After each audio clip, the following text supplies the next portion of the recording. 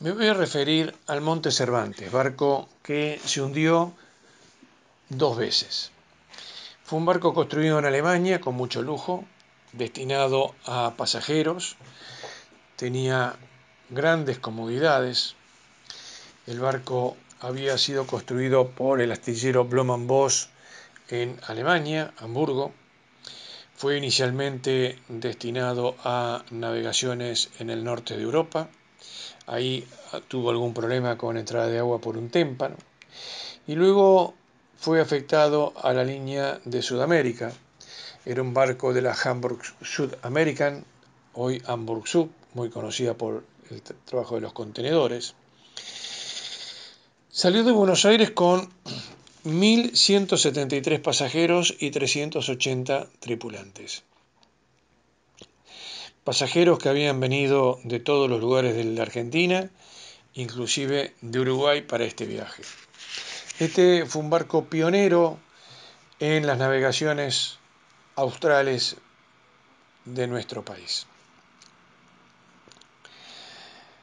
El barco salió de Buenos Aires el día 21 de enero del año 1930, recorrió la costa de la Argentina, hizo una primera escala en Puerto Madryn y luego continuó hacia el sur. Al llegar a la península Mitre, navegó el canal de Beagle hacia el oeste sin ningún tipo de problemas, y así, navegando el Beagle, llegó a la bahía de Ushuaia. Era un barco de 159.7 metros de eslora, es decir, de largo. El ancho, la manga tenía 20.1, tenía un desplazamiento de 13.600 toneladas y lo propulsaban dos motores diésel de 6.800 HP. El barco tenía previsto quedarse en Ushuaia aproximadamente 15 horas, solamente para hacer algunas visitas.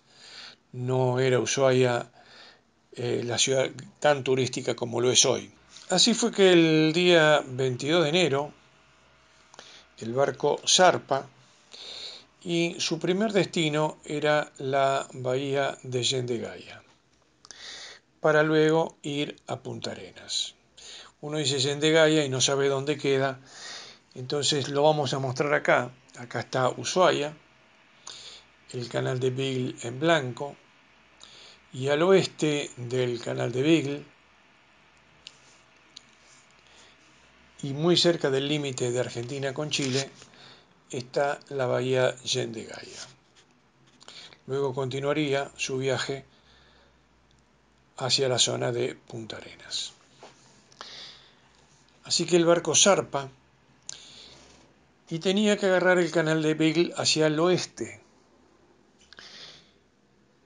El capitán tendría que haber dejado la isla del faro Lessekreder pero no fue eso lo que hizo. Introdujo en una zona sumamente peligrosa.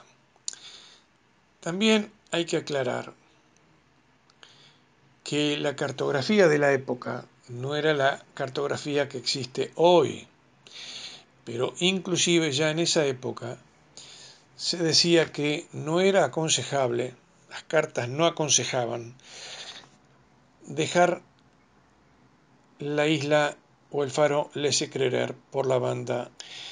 Así fue que luego de sortear una de las piedras que vieron en el camino, el barco terminó golpeando una piedra con la proa, empezó a entrar agua y el barco no pudo seguir navegando, se empezó a hundir. Se empezó a hundir de proa y el capitán lo que hizo fue ordenar la evacuación del barco. Inicialmente el abandono se empezó a concretar con los mismos botes salvavidas que tenía el barco. El barco tenía botes salvavidas para mayor cantidad de gente que las que tenía.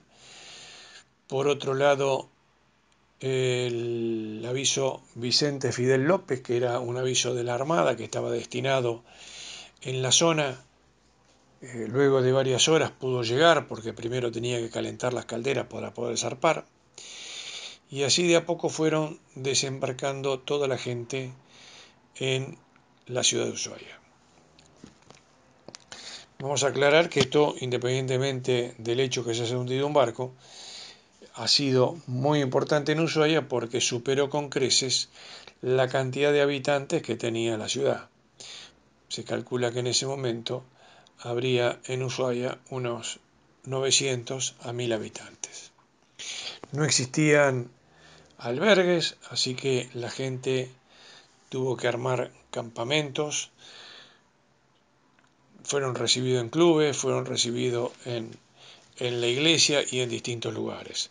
También ocasionó un serio problema, ya que por ahí Ushuaia no tenía la cantidad de comida disponible como para toda la gente que había llegado.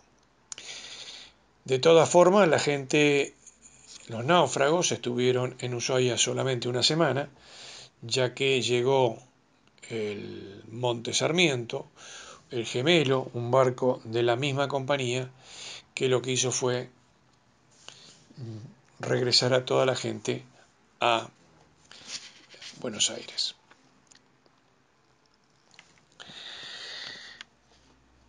El barco siguió escorado y al día siguiente estaban solamente el capitán y 2 oficiales. El barco termina por dar vuelta a campana sobre la banda de estribor. Esto hace que el capitán, Teodoro Dreyfus,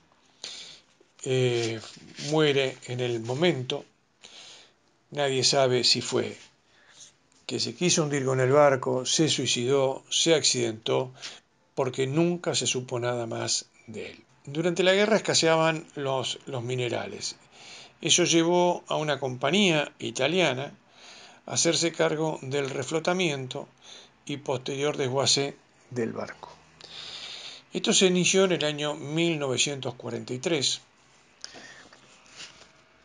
y durante más de 10 años estuvieron trabajando para reflotarlo y llevarlo a Ushuaia a un lugar que estaba previsto inicialmente para hacer el desguace. Esta compañía era la compañía Salvamar y se nutrió de fondos que les dieron los bancos y algunos pobladores de Ushuaia. El proceso de reflotamiento se hizo de la siguiente manera: se sellaron los lugares que estaban averiados en el casco, las aberturas, se inyectó aire a presión dentro del barco y se comenzó a tratar de reflotarlo.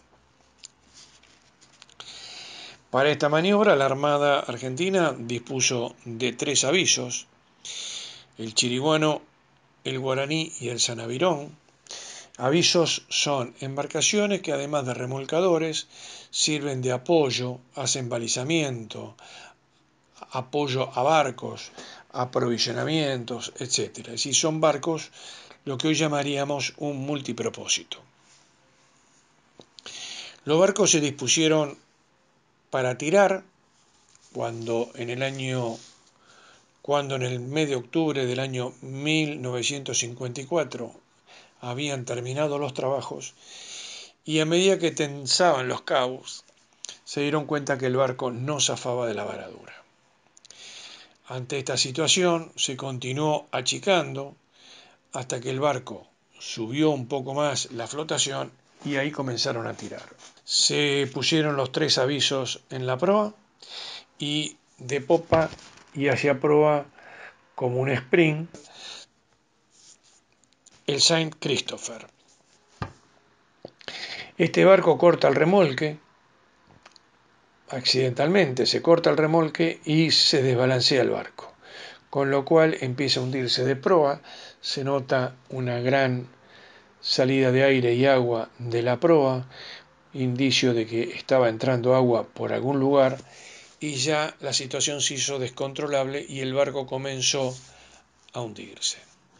Como el remolque se había hecho hacia el sudeste, es decir, a zonas más profundas para pasar por el otro lado de la isla de Les Éclaireurs, el barco terminó hundiéndose y se llevaba consigo a todos los remolcadores.